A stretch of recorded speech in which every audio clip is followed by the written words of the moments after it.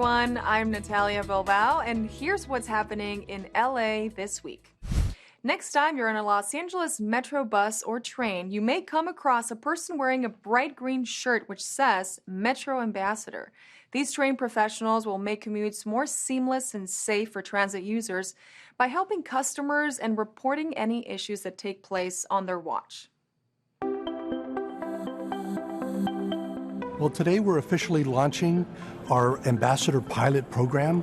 We've been working on this program for many months. We've been training lots of ambassadors, and today we're going to be announcing that we're utilizing nearly 300 ambassadors on the metro system.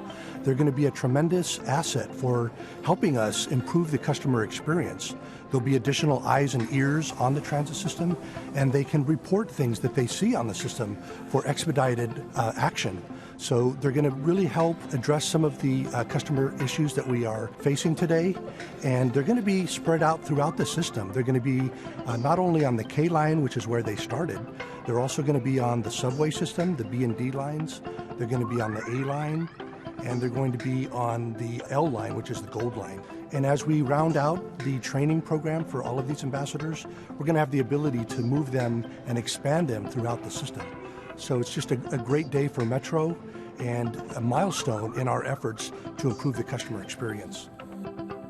Our board of directors wanted us to look at other alternatives to policing on the transit system. They're actually an additional layer that is part of our public safety plan that provide more people on our stations, on our platforms to help customers. They can help them with their tickets. They could point them to directions on where to go on the transit system. And if they see something, they can report that. That's one of the important duties that they're going to have. Ambassadors will have either cell phones or iPads. And with the iPad, they can use the Metro Transit Watch app, and they can report things that they see for expedited action. The ambassadors are going to be hard to miss. They're going to have bright green polo shirts, and they're going to be used throughout the metro system. So if you see an ambassador, they're there to help you. They're there to get you where you need to go. They're there to help report anything that requires our attention. They're trained on disability awareness. They're trained on a number of things that are most important to the customer. They're here to help, utilize them, and look for them when you're on our system. Following a brilliant career as an attorney, Traci Park decided her next step was to work for her neighbors and constituents in Council District 11. After 100 days in office, she discusses some of the challenges, accomplishments, and the plans her office has to improve the lives of the residents she represents.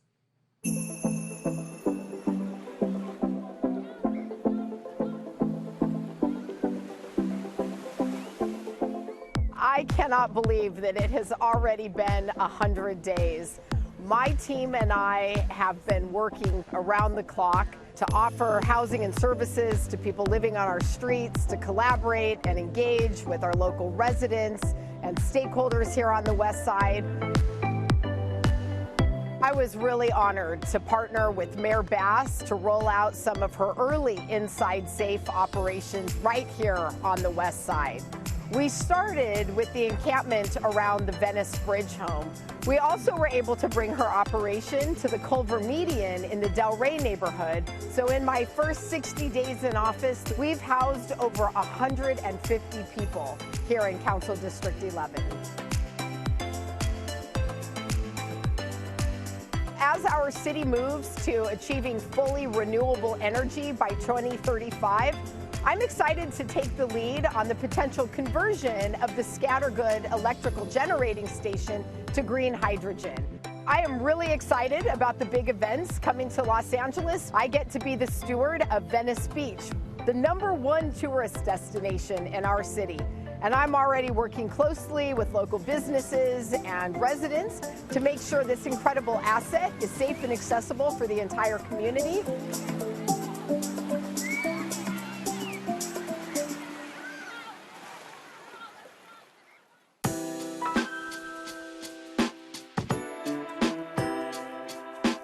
I know know how frustrated local residents and stakeholders have been about the lack of engagement with the council office, and I am fully committed to being responsive and accessible. I'm going to community meetings, and I'm out here every day meeting with constituents and business organizations and residents to make sure that they know I'm their advocate at City Hall.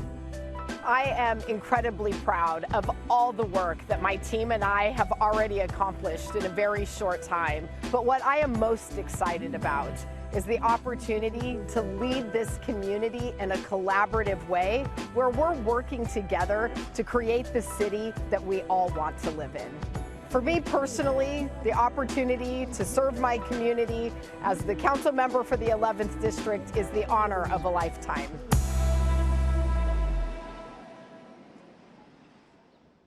To stay up to date with all the programs and plans which are underway in CD11, visit councildistrict11.lacity.gov.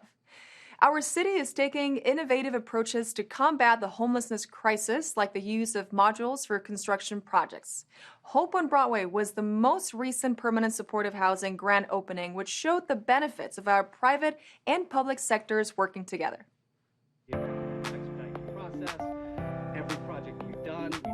So today's a grand opening, very happy day, on one of our 4 permanent supportive housing projects called Hope on Broadway. It's a permanent supportive housing project that houses 49 people. They're all studio apartments. It was built on a steel modular basis. I think the building really turned out really well. They're fully equipped units with their own bathrooms and showers and kitchens, and we've got some nice amenity spaces. So we're really happy. This is the second of 4 that we've recently opened, and with each one we're trying to make modifications on how the units are laid out, how much community space we have, really understanding what the end user, the people that are going to be living here, what they need. That's why I chose some of the colors for the furniture, create a comfortable kind of living environment. Housing is a very important issue for us, especially with our homeless neighbors. This project really demonstrates that we're serious about getting people off the streets. We want to get people out of these tents into some supportive housing so that they can begin rebuilding their lives, and we know that's going to happen. So while we have been getting people off the streets, out of tents, into motels, and again, that's just one part, we've also been fast-tracking projects, and eliminating the bureaucratic process is really important. You really must make sure there's a collaborative effort, public sector and private sector. And so this project really exemplifies that. There was some private sector money involved with it, of course, but the planning, the land use support, certainly was on the public side. And we work very closely with the developer, making sure he understands what the needs are and what our expectations are of this project. So we're going to do everything we can to assist.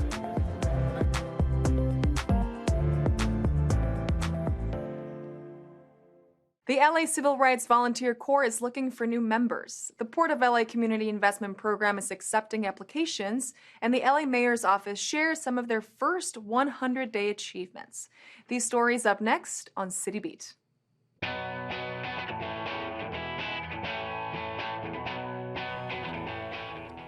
Want to make a difference in Los Angeles? Join the LA Civil Rights Volunteer Corps. If you are passionate about civil rights, racial equity, and positive change for our city, this opportunity is for you. The program is open to volunteers who live, work, or have a connection to the city of Los Angeles. Individuals selected for the Corps will be trained on how to organize, strategize, and create ongoing change. The LA Civil Rights Volunteer Corps is more than a volunteer opportunity. It's a community dedicated to advancing civil rights and equity. For more information and to apply, visit civilandhumanrights.lacity.org or email civilandhumanrights@lacity.org. The Port of Los Angeles is now accepting applications for its Community Investment Program.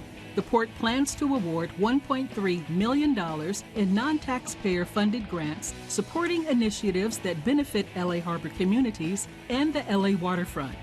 This year, grants will be awarded in 3 categories: under $5,000, between $5,000 and $100,000, and over $100,000. Applications for the Port of Los Angeles Community Investment Grant Program are now being accepted through May 8, 2023. Local organizations can learn additional details about the grant application process at a virtual workshop held Wednesday, April 12th at 6 p.m. For more information about the workshop and grant application instructions, visit portoflosangeles.org/community/grants. In response to her first 100 days in office, LA Mayor Karen Bass shares some of the progress achieved under her administration. On day one, Mayor Bass declared a state of emergency on the homelessness crisis and activated the city's Emergency Operations Center. Under executive directives, building affordable housing and temporary housing is accelerated, and the cost of building is reduced. Over 3,300 parcels of city-owned land are being analyzed to determine if they can be used to develop permanent affordable housing or interim shelter. The mayor's office rolled out regional legal aid assistance to help businesses recover from the pandemic. To learn more about the work of the mayor's office, go to mayor.lacity.gov.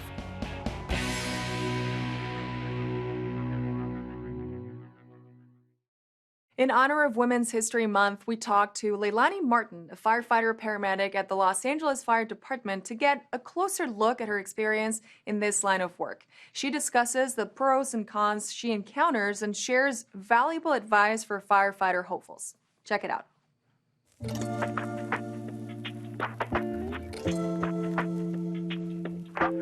I would say being a woman in this field, it can be a barrier and it can also be an advantage. Firefighter paramedics, you're basically the team leader on medical calls. So whenever we have a medical call, you're the one making the decisions for the patient. You're the one guiding your crew on what interventions to do. And then we're also the ones that do advanced life support. So we're the ones that can administer medications, intubate someone, and then we also make the decision of where we want to transport that patient. Several things I like about my job is that I'm surrounded by a team. We spend a lot of time together, we hang out, and we have a family atmosphere here. I also like helping others. We have the opportunity to say, hey, we made a positive impact on somebody's life every single day. As far as the barrier is concerned, there are physical aspects of this job that are required of us. There is a standard that has to be met, and just naturally the women are just going to have to work much harder on scene. As far as advantage, I would say that because we are female, we bring a different attitude, a different approach to a lot of things. So it can be both. I would say the city legacy has already kind of begun. Being part of this workforce, or at least one entity of this workforce, like we already kind of reflect our community. And that's one of the best things about working for this city is that we're so diverse. And that's not just gender roles or genders, it's also just backgrounds, just where they come from, who they are, you know, their family, traditions, things like that. And I would love to see like that continue to grow. The best advice I can give the younger generations is whatever your dream is, start now. Don't wait for everything to line up. You know, give it everything you have and things will start to line up for you. And you will endure hard days. There will be some struggles along the way.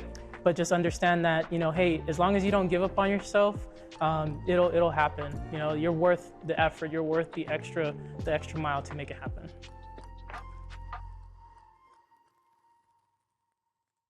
Channel 35 had the chance to talk to two female workers of the LADWP about their respective journeys.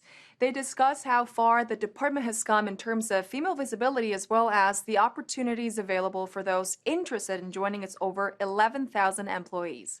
Take a look.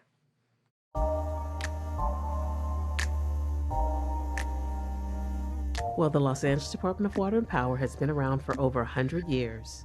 Now, while women have played important roles at LADWP, they weren't necessarily all roles, if you will. Growing through the ranks at LADWP was a very interesting, it was just a very interesting journey. When I began my career at LADWP as a student engineer in 1988, there were no women engineers at DWP. At least I didn't know them. I actually thought that I would only become what back then would have been considered an associate engineer, which is really far down the ladder, looking back. But it was because I didn't see anyone that looked like me in the leadership level. I had a cousin who gave me a business card who started me off in construction, showing that there were apprenticeship programs to teach women different trades. At first I was afraid, but because they teach you different things, I got into it and that motivated me. And once I got started, I just went from there. Here at the Department of Water and Power, I'm a building repairer. I go to customers' homes and I provide them with ways to save on their electric and their water bill. I'm glad that we have awareness for Women's History Month for the work that we do, because I know what it's like to be out here. It can be difficult as a woman working in non-traditional positions, and it's important to me because I hope that it brings more recognition for women who are thinking about getting into the different trades here at the Department of Water and Power. We are at a time now at Water and Power, but also in the city, where women are actually growing and being intentional about their careers and achieving levels of leadership, not only with engineers, but also even with those women in the non-traditional roles at LADWP. The one thing is to never doubt yourself and to follow your dreams. Here at the Department of Water and Power, we want you to feel welcomed. There's plenty of avenues here for employment, and we have great benefits and pay. If you enjoy math, if you enjoy science, of course, go to school, become an engineer. Whatever you decide to become, do it. That's it. It's not easy. It takes a lot of hard work. It's not impossible, but it's hard work. Stick to it. Prepare.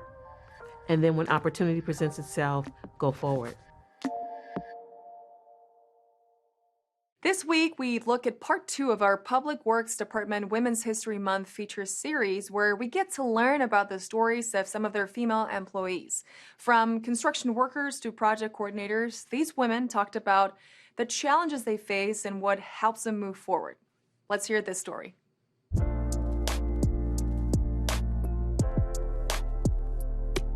I think what it is I didn't like traditional jobs and roles that were being offered.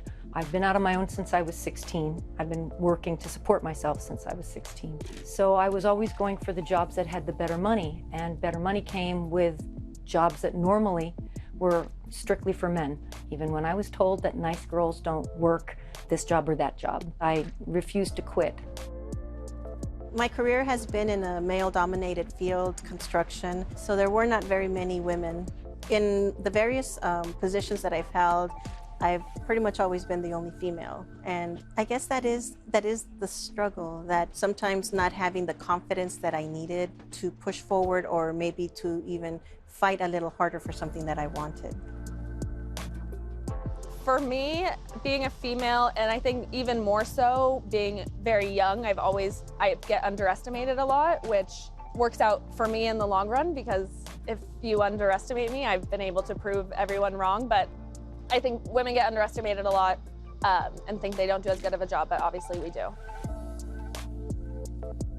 When I was first coming into the Bureau, there were not that many women. The most significant barrier is always having to prove you have the right to be at the table. And I think a lot of women do. We feel we have to prove that we have a right to be there when we should just be there.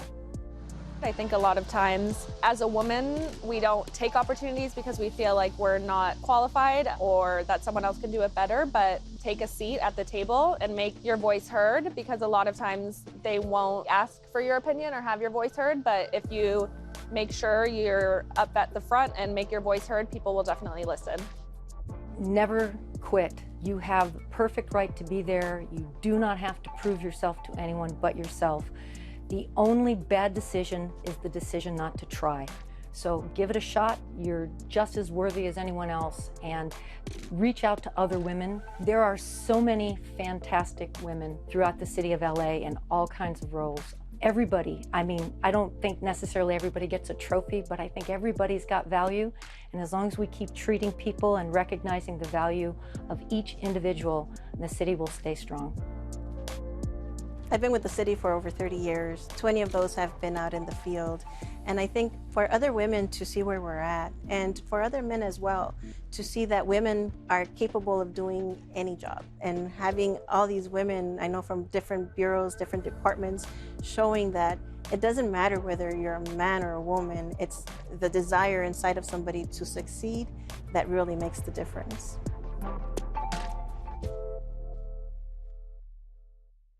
Bring your pets to the blessing of the animals. Celebrate spring with an egg hunt and art workshop, or attend the Black History Celebration and Music Festival. All this up next on Things to Do.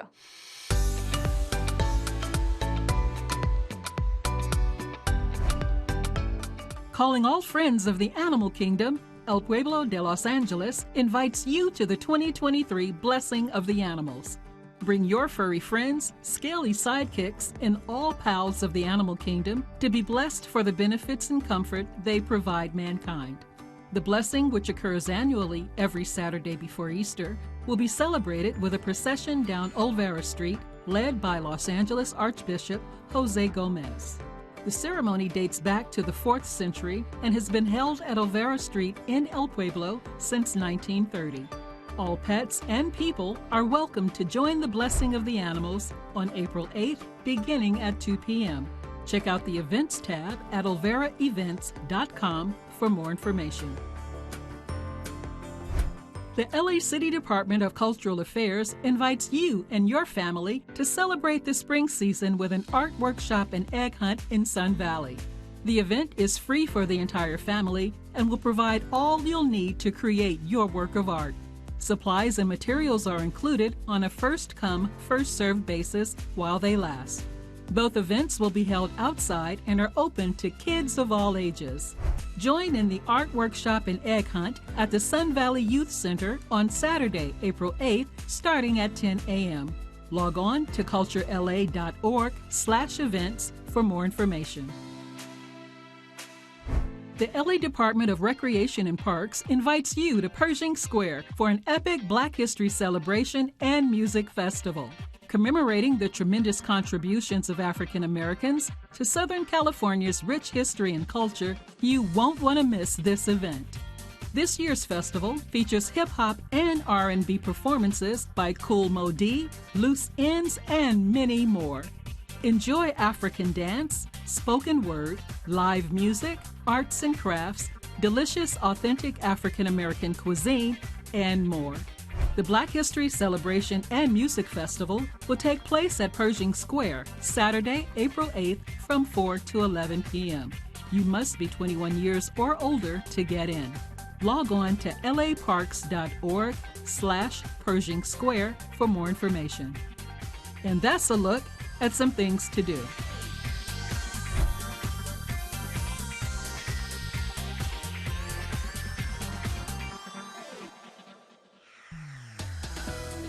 And that's it for this edition. I'm Natalia Bilbao, and from all of us here at LA This Week, thank you so much for joining us. A reminder that you can catch us online at lacityview.org, and we're also on Instagram, Facebook, Twitter, and YouTube. See you next time for more LA This Week.